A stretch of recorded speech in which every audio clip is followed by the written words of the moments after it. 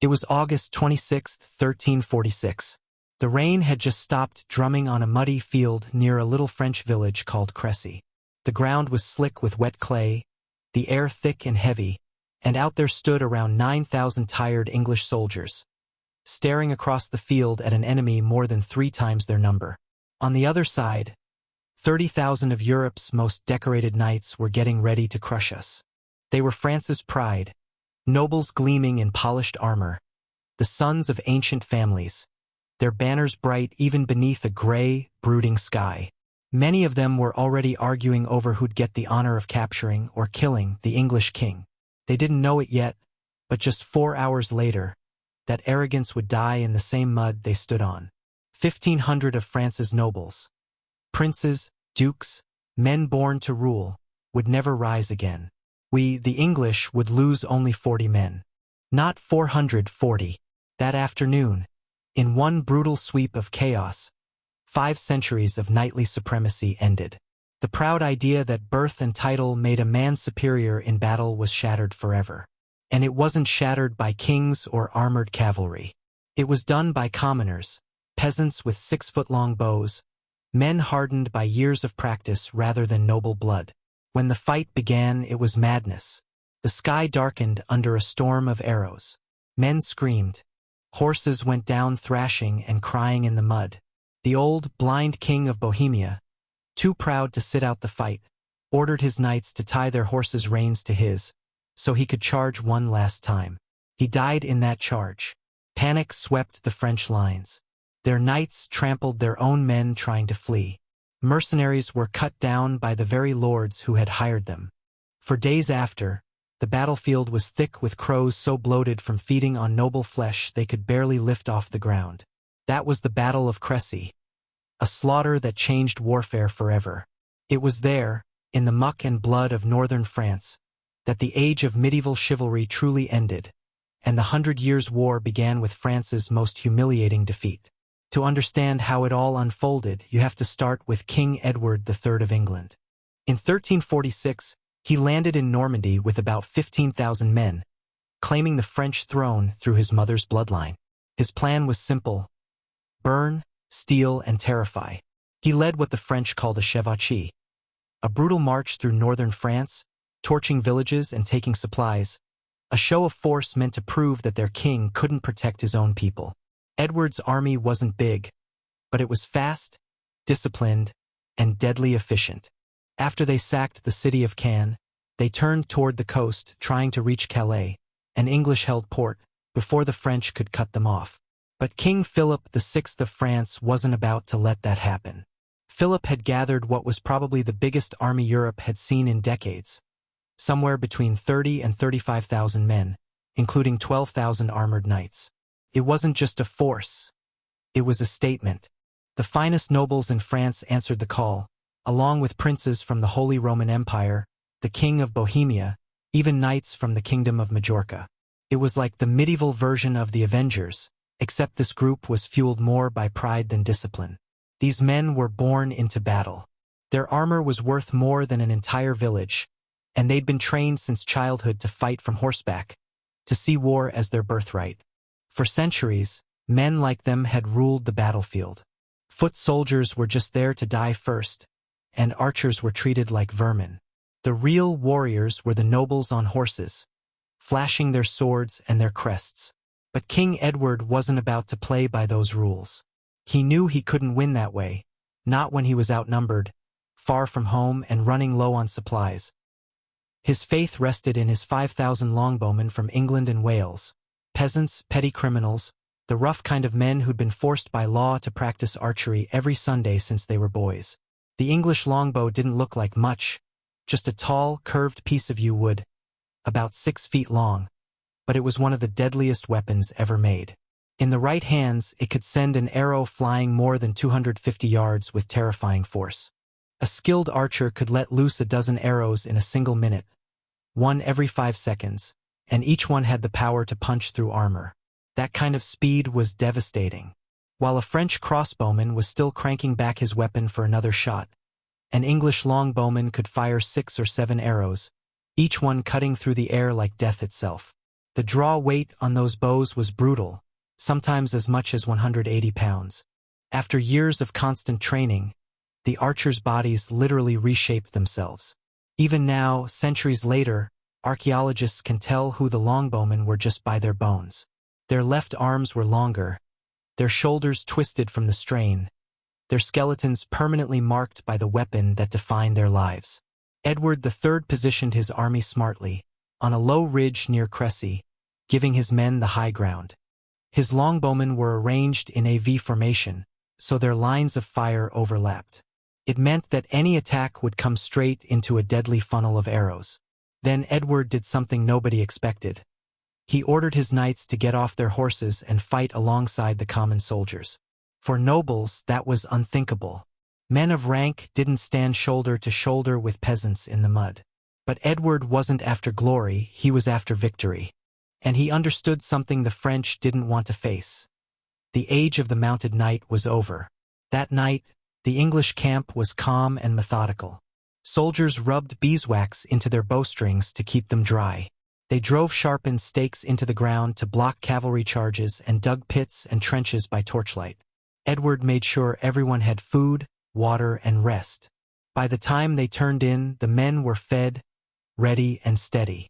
Meanwhile, the French army was still on the move, hungry, tired, and disorganized. Their camp that night was a mess. Nobles argued over who should lead, who'd earn the glory, and who would claim the spoils. Discipline was nowhere to be found. By the next morning, when the French finally reached Crécy, the English were already fortified and waiting. The French army looked spectacular. Bright banners snapping in the wind, polished helmets shining in the sun. But behind all that splendor, there was no order. It looked more like a parade than an army. Every noble wanted to lead the charge. Every man dreamed of being the one to drag King Edward back to Paris in chains. King Philip VI tried to rein them in, ordering everyone to wait until morning so the troops could rest. But patience wasn't exactly a virtue among medieval aristocrats. When a brief rainstorm passed over the field, it should have been a warning. But the French didn't listen. The English calmly unstrung their bows and tucked the bowstrings beneath their helmets to keep them dry. Across the field, the French hired guns, Genoese crossbowmen, didn't bother. Their strings soaked up the rain and went slack, losing power. To make matters worse, their heavy shields, the ones meant to protect them from arrows, were still miles away with the baggage train. Philip once again ordered the attack to wait, but his nobles had no interest in waiting. One of them shouted something about glory not waiting for anyone, and spurred his horse forward. Others followed, and within moments the king had lost all control. The Battle of Crécy didn't begin with a grand strategy or clever tactics. It began with pride. The first wave came from the Genoese mercenaries, about 5,000 of them. They raised their crossbows and fired. Most of their bolts dropped harmlessly short of the English lines. Then the English archers answered. Thousands of longbows drew back and released at once. The sound cracked across the field like thunder. In an instant, the sky went dark, swallowed by a storm of arrows. Within seconds, the Genoese crossbowmen were in chaos. Arrows came down in waves, slicing through leather, cloth, and flesh. The mercenaries tried to reload, cranking their heavy crossbows, but each shot took half a minute. Far too slow against a rain of death. They didn't stand a chance. Their line broke almost immediately, and panic spread. As they began to fall back, the French knights behind them exploded in fury, accusing them of cowardice. The Count of Alissa shouted, "Cut down this rabble that blocks our way," and spurred his knights forward, straight into their own men. What followed wasn't a battle, it was a massacre. French knights mowed down their own mercenaries, trampling and slashing through the fleeing Genoese while English arrows rained from above. The air was filled with screams, horses shrieking, men crying out in pain, armor clattering in the mud. Then came the French charge, 12,000 armored knights thundering uphill through the muck, climbing over the mangled bodies of the dead and dying Genoese, riding straight into that unrelenting storm of arrows. At long range, those arrows couldn't always punch through solid plate armor, but they didn't have to. The archers aimed for the horses. A single warhorse, weighing 1,500 pounds, struck in the neck or chest by a bodkin-tipped arrow, would rear, scream, and crash into the mud. The knights behind would slam into the fallen ones, tangling in a deadly pile of armor, hooves, and men. The charge broke apart under its own weight. Closer in, the arrows found weak spots, the joints of the armor, the gaps under the arms, the slits of a visor, even the soft flesh at the groin. When the metal held, the force of the impact still hit like a blacksmith's hammer, staggering riders and breaking bones beneath the steel. Wave after wave of French nobility charged that hill, 16 assaults in total, and each one ended the same way, with men dying face down in the mud. Arrows rained like hail, hammering against armor, tearing into exposed flesh. The battlefield churned into a nightmare of blood, steel, and mud. Horses slipped and fell. Some knights, too heavy in their armor to move, drowned in puddles they couldn't crawl out of. When the English finally ran out of arrows, they didn't stop. They ran out to the corpses, yanked arrows from the dead French, and shot them back again. Amid all the madness, the blind King John of Bohemia made his stand. Though he had been blind for 10 years, he refused to stay behind. When word reached him that the French lines were collapsing, he said calmly, "The King of Bohemia does not flee from battle." He ordered his knights to tie their horses' reins to his so they would ride together, side by side. Then they charged, straight into the heart of the English lines. The blind king swung his sword wildly, striking at the sound of men and steel until he and his knights were all cut down. When they found his body later, the reins were still tied together. His hand still clutched his sword. His lifeless eyes were open, staring at nothing, but even his enemies honored his courage. Edward III's son, the Black Prince, was so moved that he adopted the Bohemian king's emblem, 3 white ostrich feathers and the words Ich diene, meaning I serve. That symbol still belongs to the Prince of Wales today. By sunset, the French had charged 16 times, 16 suicidal waves of their proudest nobility. Each assault was smaller, angrier, and more desperate than the last. Some knights even fought one another for the chance to reach the front, to die in the same mud where their friends already lay. King Philip himself rode in the final attack. His horse was shot out from under him. An arrow struck him in the jaw, and his men had to drag him from the field as he tried to keep fighting. When the battle was finally over, the French sacred banner, the oriflamme, symbol of divine protection, lay trampled and caked in mud. The field fell silent except for the moans of the wounded. The English didn't dare celebrate. They feared a trap. All through the night they stayed in formation, killing any Frenchman who stirred. With no arrows left, they fought with whatever they had, knives, hammers, even sharpened wooden stakes. Peasants clubbed noblemen to death with sticks and stones. And when the sun came up, the true horror of Crécy was finally revealed. By the time the sun rose over the field at Crécy, the scale of what had happened was almost beyond belief. 1,500 nobles lay dead, 11 of them princes, along with thousands of knights and men-at-arms. The French army had been completely destroyed. The Genoese mercenaries who hadn't fled were slaughtered by both sides, cut down in the chaos. On the English side, only about 40 men had been lost, just 2 of them knights. The difference was so unbelievable that many said God himself must have chosen sides that day. But the truth was much simpler. Training, discipline, preparation. Those had beaten pride. The longbow had ended the age of the knight. What made Crécy so shocking wasn't just how many died. It was who died. For centuries, knights had captured each other for ransom, trading on their titles and reputations. That was part of the so-called code of chivalry, the idea that war among gentlemen still had rules. But the English archers weren't noblemen. They didn't care who was behind the armor, duke or peasant, it didn't matter.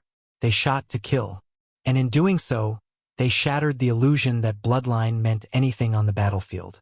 In a single afternoon, 500 years of social order cracked apart. If a Welsh farmer with a bow could drop a French duke from his horse, what did that say about divine right? About God's will? About the natural order that had ruled Europe for centuries? The aftermath was horrifying. The fields around Crécy were carpeted with corpses, thousands of them, left to rot for days in the summer heat. Peasants came after the battle to strip the bodies, prying off rings, stealing fine cloaks, and hauling away armor worth small fortunes. Wolves and crows feasted until they could barely move. For decades afterward, farmers plowing those fields would still turn up bones and rusted blades. France hadn't just lost a battle. It had lost a generation of its ruling class. Whole regions were left without lords or heirs.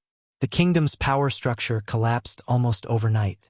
The French army had to rebuild from the ground up, this time hiring archers, digging trenches, and adopting the same tactics they had once mocked. The Battle of Crécy marked the dawn of a new era in warfare, one that valued planning, range, and firepower over courage, bloodline, or bravado. The age of glorious cavalry charges was gone for good, though France didn't learn the lesson right away. Just 10 years later, at Poitiers, they made the same mistake, charging uphill into English arrows, and lost again along with another king. It would take nearly 100 years for Europe to truly grasp the lesson first written in the mud at Crécy. The longbow had proven that war wasn't about nobility or divine favor. It was about skill, discipline, and the willingness to adapt. But even the longbow's reign would be brief. When gunpowder came, the weapon that had slain the knight would itself be made obsolete by muskets, weapons any man could master in a day. The blind king's final charge lived on in legend, remembered as the last breath of the old world, when courage still mattered more than survival. Modern historians now see Crécy as one of the first truly modern battles, the moment tactics and technology triumphed over tradition. Every core idea of modern warfare, defensive positioning, ranged fire, discipline over pride, was born that day, written in blood and mud. But the image that lingers most isn't of kings or banners. It's of proud French nobles, desperate for glory, trampling their own allies in a frenzy, while across the field, calm, disciplined English peasants drew back their bows and cut them down like stalks of wheat. When it was over, even the crows were too fat to fly. On August 26, 1346, in that muddy field near Crécy, the Age of Knights didn't end with a grand duel or noble heroism. It ended with 1,000 arrows whistling through the rain, fired by men who had spent their Sundays after church practicing with a bow.